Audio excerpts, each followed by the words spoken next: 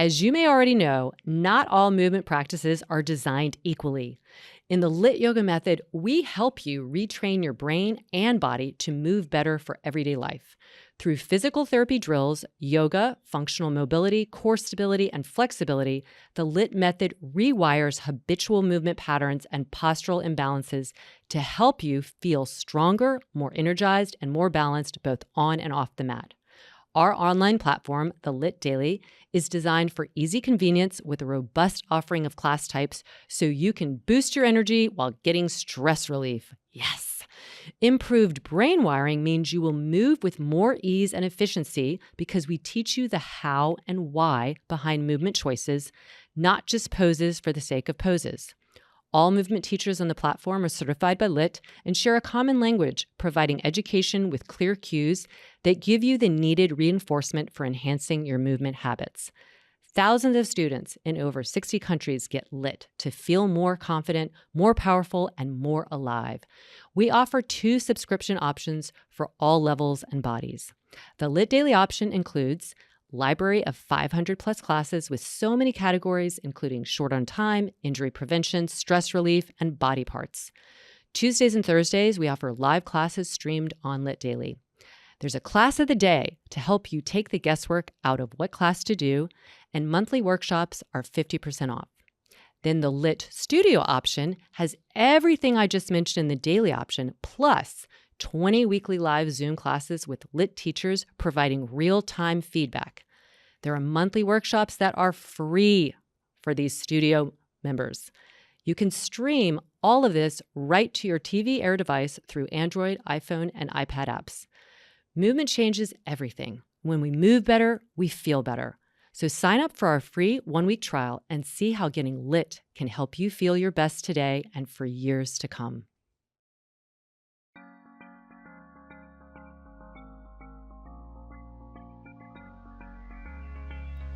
I'm Laura Hyman, and welcome to Redefining Movement, a LYT podcast designed to investigate all aspects of movement from my background in physical therapy and neuroscience. My mission is to help everyone find freedom through smarter movement patterns and compassion for ourselves and others, so together we can live our most uplifted lives, benefiting all beings. Welcome to Wednesday Q&A, where you ask the questions and we answer with such joy. I am here with my fabulous co-host, amazing friend, incredible physical therapist, LYT senior teacher, Kristen Williams. Hey, Laura. Hey, everybody. So glad to be here. I love our Wednesday Q&A where we just get to give you a little piece of advice based on many, many years between us of experience. Yes, many, many years. So speaking of, we have a question. This is a good one to launch us. What are the top 3 tips for helping us stay independent with age? This is I think especially as we are getting older, but we're also watching our parents get older. I'm almost 50, Laura's almost 55. So we are in this, right in this stage where my parents are getting older. I am watching some of their independence decrease, and it's making me think more about my own independence. And really, it's been interesting comparing the difference between my mom and my dad. My dad is extremely independent still, and I get a lot of my personality from him. He has always prioritized fitness. So he used to be a runner, then golfing, always walking, riding a bike, just staying active in the yard. So I think that is number 1 tip, is staying active. And it doesn't necessarily need to be going to the gym, but it is, doing, and even my mom did this, group classes. So my dad, it was group golf, when he kind of maybe steered away from running races and things that you would do more as a group. He does bowling, with his buddies. So, it's group fitness, I think, helps people as they age. And that could even be you and your partner doing stuff together, walking together, hiking together. number one tip for staying independent is staying active. I'll give another one, and then, Laura, I can, pass you off. We'll probably give you more than three rather than us each giving three. But number one, stay active. I think number two, that's body activity. We need brain activity too. And so there's so much out there. Again, thinking of my parents, they both do the crossword every single day. Things like Wordle, all these games that are out there are great ways. My mom plays no, what's it, not bunco, but something, I'll think of it. But she plays, bridge is something that most people play, but different types of card games. Again, the group activity, I think, really does help maintain independence. Strangely enough, do stuff in a group to maintain independence. What I saw with my parents was when the pandemic struck, especially my mom, where she, because of her personality, was very group fitness oriented. When she was unable to do that, stopped doing that, she became less independent in her life because she was moving less. So my dad, he has more of that natural tendency. He still went out and walked 4 miles. He still went out and and then he started doing everything for my mom, which I was like, stop doing things for my mom. Let her do things on her own. But that lack of fitness, that lack of group fitness affected her independence as an individual. So now that we are thankfully out of the pandemic, hopefully for the next near foreseeable future, fitness classes to maintain independence, and that also fit brain activities with friends will help that. So stuff that you can do at home, but also joining your friends to play dominoes, or there's a whole gamut of activities. What else do you have to add to that, Laura? I loved everything you said. Yeah, made me think of this when I was doing my neuro developmental training certification. We really looked at this longitudinal study that was done on this order of nuns, and I think it was in Loma Linda, California, and they had such a low incidence of Alzheimer's.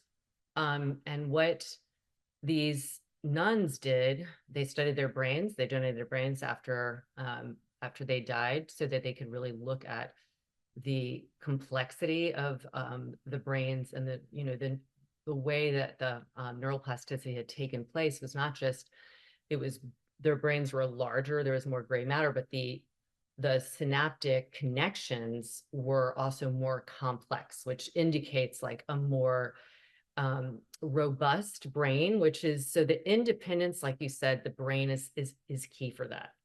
And so what were some of the things that they did? They were very active. They did things together. They did a lot of they did all the things. They played musical instruments. It was like there was, in addition to their devotion to God and to their choice of their path, they devoted to pursuing this higher education, for their brain. And that included physical movement. That included, like you said, the challenging things like playing an instrument or doing crossword puzzles. And then if we also look at like the blue zone areas in the world where they have the largest number of people that are living over 100, you look at those and there's some consistent patterns, and that is they are working, they're moving their body, they're not being, hiring other people to do stuff. They're still mowing their own lawn and doing their vegetables and walking into town and biking into town, and the community gathering the community is really important, and the nutrition is really important. So just the things I would add on to that is change your perception as you're also challenging your brain to grow and continue to grow. So the perception that we're just going to kind of go downhill is only going to happen if that's what you think is going to happen. If you don't dedicate, like, you have to probably work harder to maintain and increase that neuroplasticity. But movement in like moving the joints in big ways, making sure that your grip strength stays very strong. Because think about if you were living alone and you were independent, you use your hands quite a bit for daily life things that makes you feel independent, whether it's opening a jar. I mean, have you ever had to be like, hey, can you open this for me? I mean, sometimes that'll happen, but the grip strength is really connected a lot to longevity. And some of it is that if you're working with your hands, you're probably working with your whole body. And that's part of um, that path of like being independent. It's not just like you're just working your grip strength. The other thing is, you want to be safe, but you also don't want to baby yourself. Like this whole idea of like living on one floor and, wearing shoes that have Velcros, that happens when people have had an injury or I worked with so many stroke patients and they needed those type of shoes because it just took so much time. But for people that are just aging, don't think that you have to minimize your movement experience and if you have a ranch house, great, but don't just think, oh, I probably shouldn't be doing stairs a lot. And I look at my mom who's 82 and she lives in a big house and she's going to stay there forever. And I think living in that house and having to take care of it and take care of her animals, like taking care of something else as well, whether it's animals or a garden or volunteering, especially if you are living alone at any point. It's just that connection and purpose is so important. So that was a lot more than 3 tips, but I think we could summarize it by saying movement is the keystone for staying independent, because if you can't move well, I mean, you're going to be limited in what you can do in just daily life activities. And you want to be able to do that without thinking about it, without like it's automatic, it's already in your body. You're not like, ooh, should I do that? She might, and keep your brain active, like challenge yourself, take on new activities, and be with a group as much as you can. I love that. Yeah. We could do a whole episode on that. I know, right? Okay, so next question, growing into Rose. That's one of our lit teachers. She says, lit for circulation, question mark. I had 2 clients ask about it this week. Well, I'll just pipe in Yeah. right away. I mean, circulation is dependent on vessels getting dilated, and the vessels getting dilated to improve circulation is going to happen when you heat up, so the vessels become dilated. So heat, internal heat, movement. I mean, you could put heat, that's why heat feels good, because you put heat on it and it increases the vasodilation. So there's more blood flow to that area and there's this soothing effect. But you can do that with your own movement. So yeah, the way we're moving, it's definitely improving and optimizing circulation. You also need circulation, more blood pumping more effectively to get nutrients, oxygen to the muscles that are moving the joints. And so moving in big global functional ways is going to be optimizing that circulation. What else do you have to say about it? I mean, there's like, No, I mean, it's a great question, because yeah, this is one of the things that maybe we learn in high school health class, but it was definitely, I think, pounded into us more in physical therapy school. The simple structure of the artery versus the vein. Our arteries have muscle in their walls. So the artery, the heart's pumping, but so is the artery. So we have this pump out system. The veins have a valve system. So they do not have muscle in their walls. So they require our muscles and the flow of blood to, the like the backflow from just the rest of the body pumping it back up, to move it back up towards the heart. And so what we see as people either have their muscles in what we call, or their body parts in what we call a dependent position, sitting all day. Dependent means the feet are just below the level of the heart, not moving at all times. The lower legs. You see this when you fly in an airplane and the pressure changes. People swell because they're not able to move, that the blood is not being moved by the muscles through those valves. Basically, it goes through the valve and then the valve closes so it can't go back down. So we're constantly, it's almost like a little elevator shaft pushing the blood back up to the heart. So lit for circulation, of course. So we need the muscles to do it. The other thing that's lovely about the LYT practice is we also use a lot of positional changes to do it. So think about, we get you in dolphin, we get you in down dog, we even do down dog on the wall. We encourage getting on the hands. Why? That's going to assist blood flowing to the brain, which helps us with our, sparking our neurons. We get a little brighter when we get the head down. It's going to obviously get the heart, the blood back towards the heart. But circulation, we're talking blood. We can also think, Laura, lymphatic Yeah. circulation. We have so many fascial restrictions that can impair movement of lymph. Lymph is what's in our lymph nodes. It's what kind of clears the system of its kind of junky. We want to get all the waste product out. That's through the lymph, where it's going to filter it and then keep the healthy, the tissues healthy. So all of our fascial movement is going to open up space for not only blood, but lymph to flow. I would argue I can think of few things that are better than a movement practice such as LYT for that. I would even argue, this is funny because speaking of my mom and myself, I've always been someone I've struggled with a little circulation. I've got some varicosity, some varicose veins that I've had from a young age, from my 20s, some spider veins and my mom and my grandmother had terrible varicose veins. My mom, it's more spider veins. I've kind of been like, well, I'm going to get those too, which it was sort of looking that way. And I've been surprised that I seem to have arrested that development of them. Mm. And Laura, I think it's my LYT practice. I think it is because and it's my activity level too. I Yeah. move, but just by way of our jobs and stuff. But I think it's the way that have created all this space in my fascia for that flow to occur. And then I'm constantly moving to encourage it.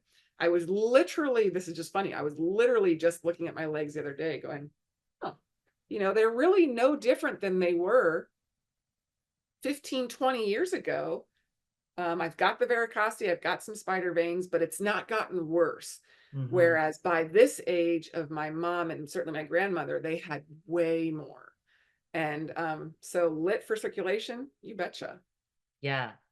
And also, like you were saying, circulation of the fluid in the joints. We have synovial fluid, which is all the joints, not necessarily big, but the big moving joints, even, require that synovial fluid to be replenished. And the circulation of them is very much impacted by how much we move. Putting weight through our hands, we're improving that circulation. Similarly, I've had circulation issues with Raynaud's, and that's a very common one for people, very genetic, but mine have not been bothering me for years because, again, I think our circulation we're doing such full movement. We're getting the fascia freer and the lymphatic system is circulating. So hopefully that answers your question, Rose. It's like going in for a full detail at the car shop. You're getting everything. I love it. Air pressure in the tire, then all that. I want to tell you about one of my favorite things in the world, the LYT teacher training. Creating this comprehensive teacher training really felt like my life's work compilation, and I hold nothing back. My mission is for everyone to know and understand the whole body, functional movement, and the how and why behind the movement choices we make to feel empowered, transforming your own lives, and sharing that knowledge with others. Go to lytyogatraining.com, and I can't wait for you to join our community. All right, these are great questions. We've got one more, time for one more. This is from ML Haley. Given your background in neuromuscular development and your history working with acute injuries, do you have any advice for individuals with TBI, which stands for traumatic brain injury, or autonomic nervous system issues to help calm symptoms and fight or flight response.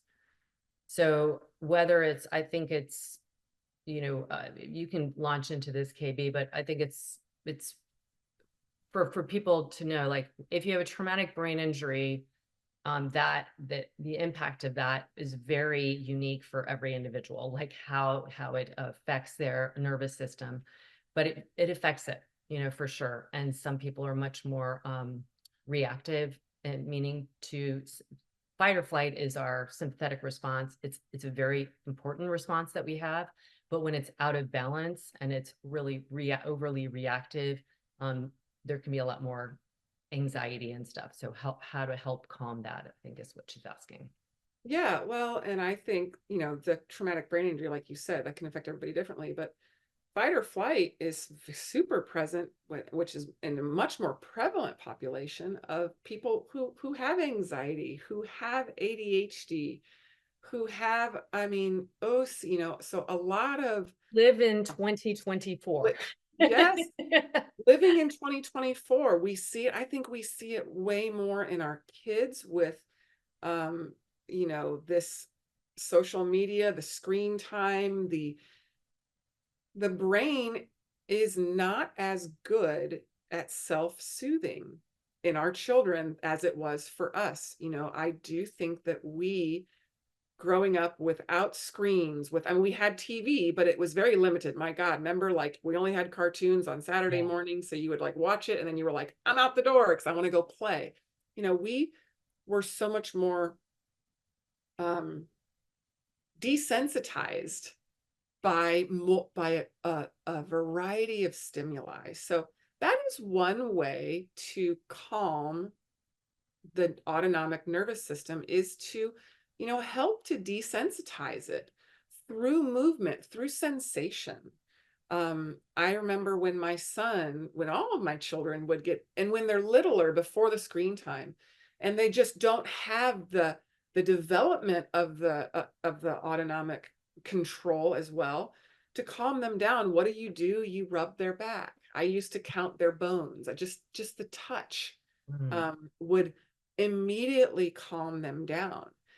So how can we do that for ourselves? I mean, deep breathing, working on, like, controlling the breath pattern. That's what people will see when they start to have an anxiety attack. If my husband has done this with some of our children who have struggled with anxiety attacks, really doing a box breathing of sorts, where you're controlling the inhalation, the hold, and the exhalation. And it just, these are techniques to to desensitize, to calm.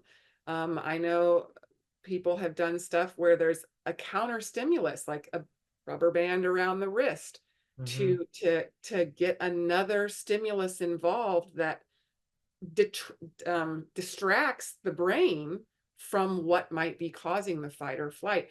There are so many good sources out there. Your pediatrician for children is a great source. Most pediatricians now have mental health services at their at their clinic that provide great, you know, practical ways to do this. There's practical stuff all over the internet. I hate to get you on back on the screens, but that's a way to do it. But seeking out mental health helps, again, for those practical cognitive behavioral training. Now, is that going to work with the TBI? Not in the same way. But I Mhm. do think we apply a lot of the same tools and techniques of touch, of sensation, of repetitive movement, to control how the autonomic system is firing, or help modulate. Mhm. Um, but I would definitely start there, Laura. You've got much more extensive neuro training. Mhm. What do you have to add to that? Oh, well, everything you said, and like with a TBI, the thing to think about more is that um there's kind of misfiring, for lack of the better word. So there's just there things could be kind of going along, and then there's just a quicker trigger. And so a lot with acute TBIs, even chronic TBIs, where there's been traumatic brain injury, there's been some injury to the brain that also creates that, like, we also call it emotional lability. Like things could be fine, and then there's just a one is a redirect, like like what Kristen's saying, and it could be like, I would bring some clients to the ground, like redirect where they are in space and get them grounded, and then maybe have them do a little rocking motion, working on breath, like physiological sighs, like a just to help this restoration of more of a balanced nervous system. Weighted blankets, touch. Some people don't like, some people are less with traumatic brain injury. There could be, so a weighted blanket that can give the same type of feedback that would be more balancing. But movement, changing movement or getting moving almost always helped, right? Like it's like, and so it could be just because a lot of it is like perseveration or that emotional lability, and just that kind, just redirecting. And how do you redirect the best? With movement. And that it's almost like it shakes up the snow globe and just kind of helps. Tapping, what you were mentioning, is really helpful. I would do some tapping on a client, but you can, anyone, whether you've had, can benefit from that. You can do it on yourself. The EFT type tapping, getting outside, going in nature. There is something, no matter what the level of brain injury or non-brain injury you might have, that nature really can help us reset and make us feel more balanced, and it can be very calming.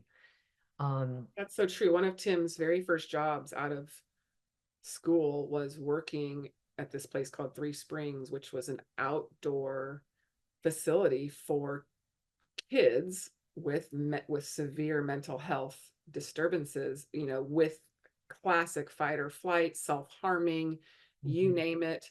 And just getting them outdoors, you would think this is crazy, but like a fire, watching a fire, and like, so building a campfire, just that, Yeah. it got that calming effect. We were just visiting our friend Maria, and I went on a run out in the woods, and I hadn't been in the mountains in years, and immediately, even just driving, I felt like my Yeah. central nervous system calm. I went right back, and I was like, honey, we got to go walk this again. So we went and just walked it. The sound of water, so auditory, stimuli can help. Walking by a babbling brook, we both were just like, oh, so Yeah, it's like, yeah, nature is, I think, universally such a great reset for anyone. And then just, yeah, like Kristen said, you can look up, there's tons of, vagus nerve activation, which vagus nerve is responsible for really activating the parasympathetic, which would be the kind of opposite end of the spectrum, how you can get more rest and just that state of mindfulness. Singing, humming can help stimulate the vagus nerve, but there's also some self-massage techniques, and all, when we stimulate the core, we're also in helping the adrenals, which helps the fight or flight instinct be minimized. And so it just there's a lot in there, and it really, everybody will be different. And I think, again, with what I just have learned over the years of working with people that have had some kind of brain injury, is that it's just often the reaction time is quicker, and it's faster. And so just like redirecting and helping that calming come down, but nothing really like movement of some kind. It can be small, like, again, some rocking, some just rotation with some breath. It's just like pulling everything into center more. So I hope that helps, Megan. Wow, these were great questions. Oh, so good. We'll cover it all and just bring in our experience. So please write us, and you can write us directly on social media, laura.hyman or kbwilliams99. You could also write to our LYT Method account and just put it in there. And if you want to include your name, or if you don't want to include your name, you can write that as well. Yep. You can also email us if you're not a social media person at support@lytyoga.com. Those will get forwarded to us. And, you can see today's really covered a lot of different topics. So we're open to anything. It's called the Q&A for a reason. You ask the questions, we give the answers. And again, a lot of these are just based on experience. So we always defer to a physician, but we've got a lot of stuff on the LYT Daily too, that, education goes a long way, not just here in the Q&A, but, the more we learn, the better empowered we are. Yeah. And I was just going to say, like, for instance, that last question, we have a Soothe series, and in one of them, there is some exploring of the EFT, the tapping release, which is a lot of people have said that it's been so awesome at times where they were feeling a lot of anxiety, all the way up to, working on posture, and then, everything in between. So make sure you check that out if you haven't tried our classes. And as always, we're pulling you. Thank you for joining us on this episode of Redefining Movement. If you like what you've heard, please like and subscribe wherever you get your podcast. Feel free to leave us a rating and review, or share with someone you know. Check us out at www.lytmethod.com.